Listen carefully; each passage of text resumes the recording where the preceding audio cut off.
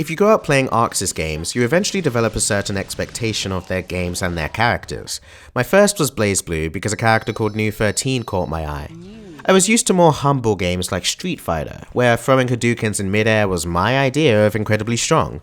Lo and behold, this New 13 character had the ability to shoot swords in seemingly every direction, and not just that, these swords could all string together for a combo. This is allowed?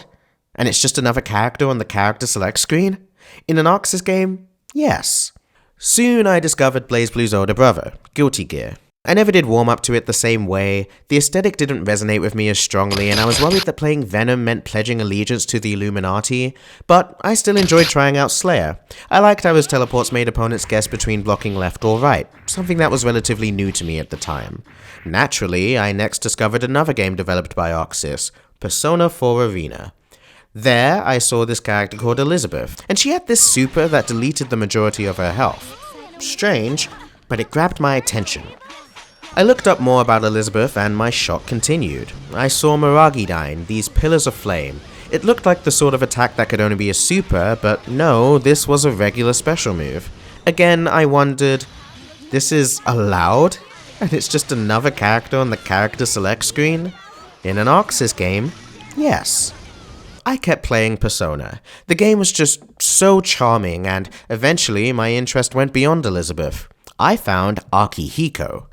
I'm a long way from home. I like his husky voice and masculine design. Moving on. By this point, I approached Arxis games with a certain expectation. The expectation that every character has something to shock you with. I'll call it the Arxis touch. If you're used to anime fighters, these things may not shock you anymore, but if you come from more restrained games like Street Fighter or King of Fighters, it'll take you a moment to believe that characters are shooting swords, phasing through you, covering the screen in flames, and all of that is standard. It's allowed. So, turning to Akihiko, I wondered, what is his thing? What is it about him that'll baffle me once again? Well, when you look through this character, there isn't much that stands out. He doesn't have any particularly interesting buttons or special moves. Everything is just a typical punch. What's more, Persona 4 Arena is a fighting game that stands out by having these entities, these persona, fight alongside each other. But even then, Akihiko fumbles this concept. Most characters have at least 4 persona moves, and those are just the regular persona buttons. They often have even more persona moves that exist as separate special moves. Akihiko, however, has only 2 persona moves total. 2. And one of them is almost useless. I know this gravitational pull seems like it could be something neat, but trust me on this, it's not. In the sequel game, Akihiko did get 1 more persona move, but this, too, is barely noteworthy, and no, it's not a good anti-air. But back to my main point. Is there anything baffling about Akihiko? Does he have anything that shocks? Well, it's not his normals, nor his specials, and he doesn't really use his persona. However, he does have this little cyclone icon just above his meter gauge. This is all that's left. Surely, this must be where the Arxis touch lies. Cyclone is a level system that boosts the power of certain specials and supers. This is Corkscrew at Cyclone level 1, and this is Corkscrew at Cyclone level 5, the maximum level.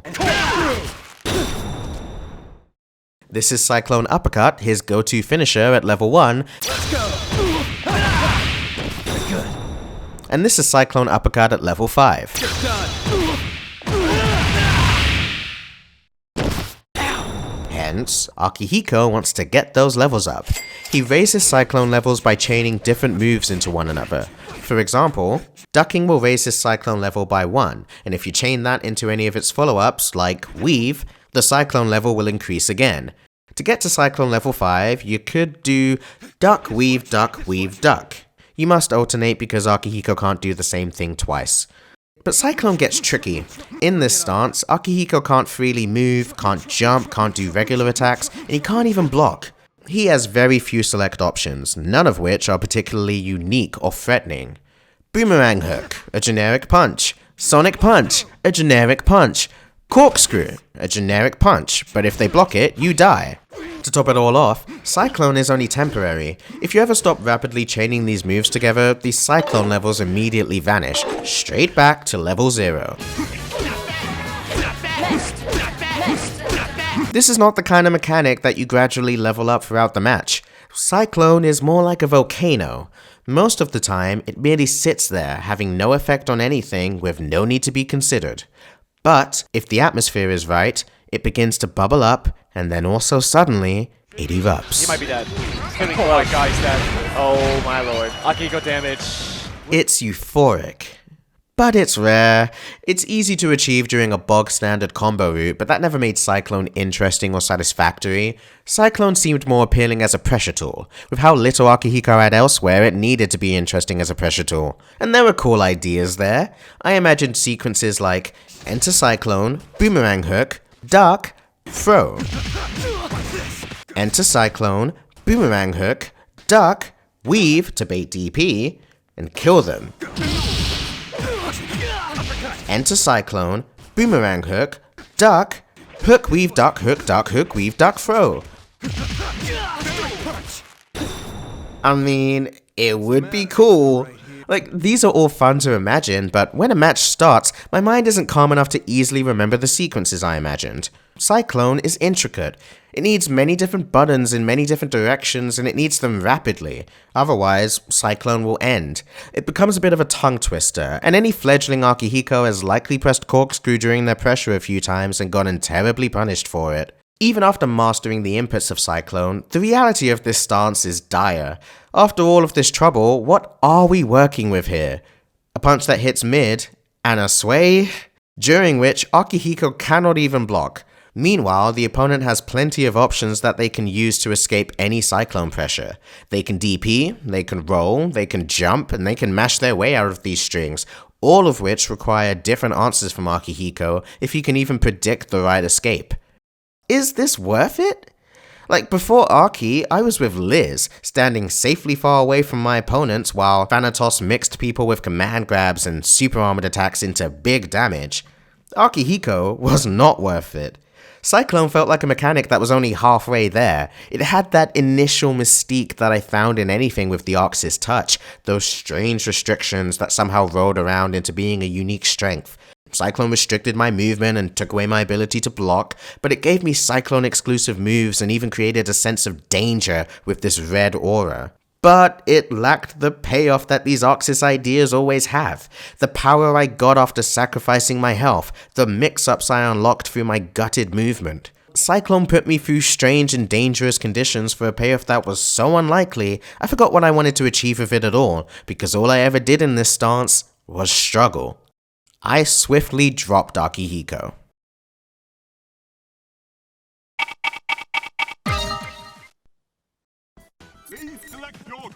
Great. So let's see. Is he gonna go Akihiko? He is. Here we go. Yeah, so 6 years later, in 2019, I returned to Persona 4 Arena as an Akihiko player. What happened? After dropping Akihiko in 2013, I continued to play Liz, but I didn't play Persona forever. I was a fan of all Arxis fighting games, and the newer releases of BlazBlue and Guilty Gear eventually stole my attention. I wanted the same things that I'd always wanted from my characters: to be shocked, to be baffled. I wanted to play the character that made me go, wow, really? They're allowed to do that? I want to do that. And by 2015, I discovered Under Night In-Birth, and again, I wanted that same exact thing. I ended up playing Seth. He convinced me to finally buy the game when I saw two of his moves, his orb and his teleport. Seth can set an orb that will fire a projectile a few seconds later. It's neat, and it's oddly satisfying to do after this oddly satisfying axe kick. But it's not baffling, not on its own. But Seth had a teleport, a very flexible teleport. Seth will do this command run or command hop that he can, at any point, cancel into a teleport. Where will he teleport? Either in front of the opponent, in front and above the opponent, behind the opponent, behind and above the opponent. My imagination said, What if I set the orb, do some pressure, and then teleport right before the orb hits the opponent? I can keep them guessing between blocking left and right for as easy as doing a quarter circle. That's insane! I want to do this! I bought the game, played some matches, and that's when I realized he can't do this. Undenied In-Birth has government-level cross-up protection. Regardless of what side Seth chooses to appear on, this orb can be blocked by an opponent that is blocking left or right. Damn, massive bummer, not what I signed up for. Also, Seth's execution was really freaking hard. But I played on. This was a new fighting game with new characters, I just enjoyed what it had to offer. However, every time I played Undenied In-Birth, I felt a bit of despair. This game was harsh, and each loss felt like a total beatdown. I was getting bopped by everyone in Europe while hearing that my character is crazy good and undeniably top tier. I mean, he was, but I didn't understand Undenied In-Birth.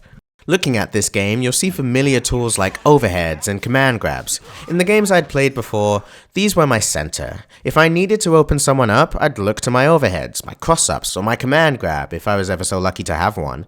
But here, in Undenied, that often doesn't work. Like I said, it has strong cross-up protection, but also, most overheads are very reactable and many command grabs can be teched on reaction or jumped away from after the super flash. What the hell are they for then? Shield. They're useful because of Shield, a defensive mechanic that players can use while blocking. It'll do a whole bunch of stuff to help the defender, like changing frame data to make the unpunishable now punishable, or gaining grid, which eventually leads to huge character buffs and damage buffs. But it's important to know that Shield carries risks. When you press it, you've got to be sure that the opponent will press something and hit it. Otherwise, you're stuck there. Like, actually stuck, and the opponent is allowed to run up and throw you. You can't reject that throw, your grid gauge gets broken, and now you're massively debuffed. In some cases, when you press shield, you can't even switch between blocking high or low. Overheads and command grabs are good punishes for bad shields. Seth's overhead isn't the hardest to react to, but it made for a good option if I could sense when my opponent liked to press shield. Maybe the grid cycle is almost up and there's still some grid gauge. Maybe they have a predictable rhythm of pressing shield after blocking 3 buttons. Maybe they just keep pressing shield without giving it much thought. I'll try my overhead and, if I'm right, they face big consequences. This version of Ogre's command grab is really easy to tech, making it seem useless, but in the matches I played on his release, I focused on figuring out the tempo at which my opponent likes to shield, and once I had a sense of his rhythm, this command grab was the best way for me to punish him. Undenied In-Birth likes it this way. The mix-up tools in this game have their place, but they can't win the game for you. You need some direction in how you use them. That source of direction is really going to come from within you. These tools are effective because they send messages or respond to the opponent. They are your source of direction. It does take 2 to be a good fighting game player. But that is not the way I was playing fighting games for years prior. In BlazBlue, I made Kagura's overhead and cross-up the foundation of my offense. In Guilty Gear, I made Bedman's high-low mix-ups with his tri-jump the foundation of my offense. It was stupid fun, by the way. In Persona 4 Arena, I made Elizabeth's command grab and super armor the foundation of my offense, and when the sequel game rolled around, I put down Minazuki and opted to play Sho because that way, his instant overhead and cross-ups could be the foundation of my offense. When I tried Akihiko all those years ago in 2013, I was not equipped with the understanding that I needed for results.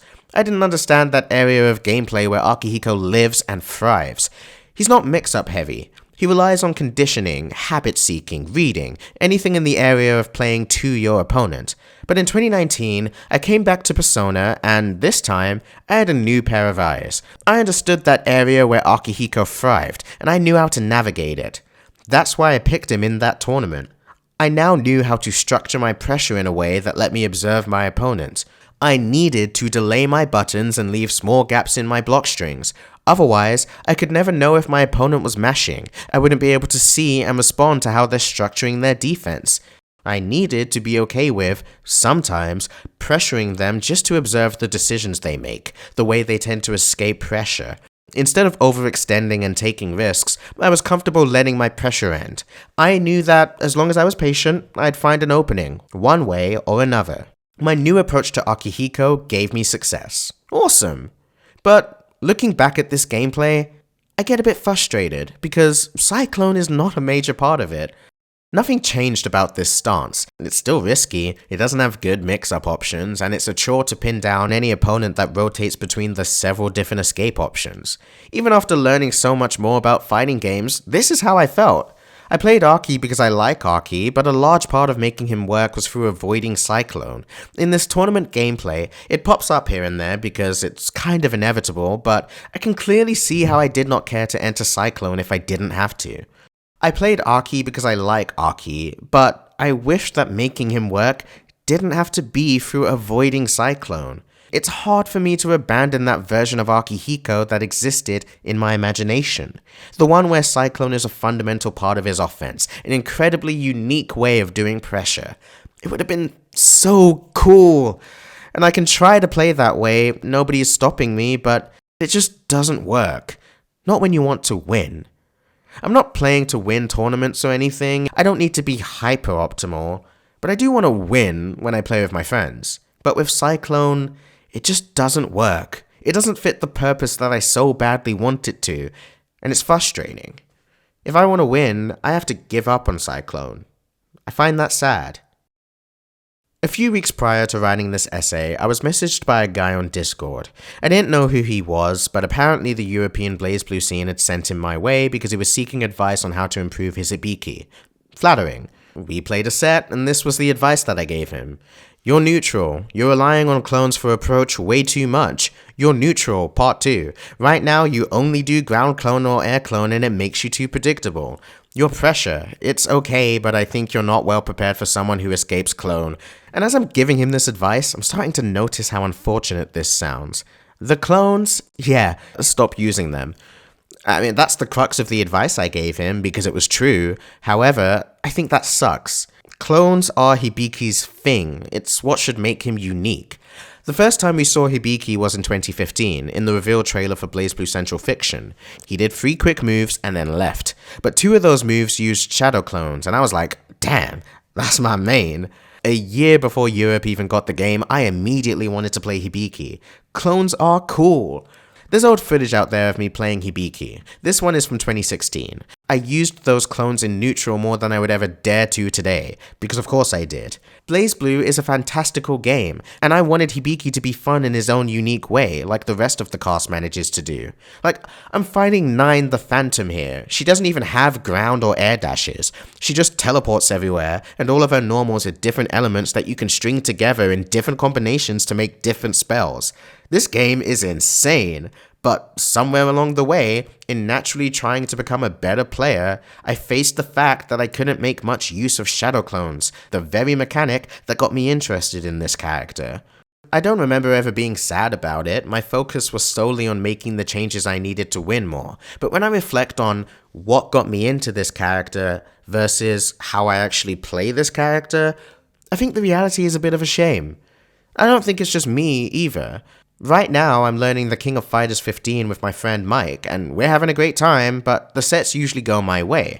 I've been reluctant to give him advice, I guess this is how he'll be receiving it, but I think he's in the early phase of what happened with me and Hibiki. His biggest weakness, in my opinion, is his neutral game, especially with Clock. He's overly reliant on this special move called Mount Tackle. Instead of inching closer and moving around with this game's standard movement, if he ever happens to be far away, there's a strong chance he'll just be waiting for the right opportunity to run in with Mount Tackle.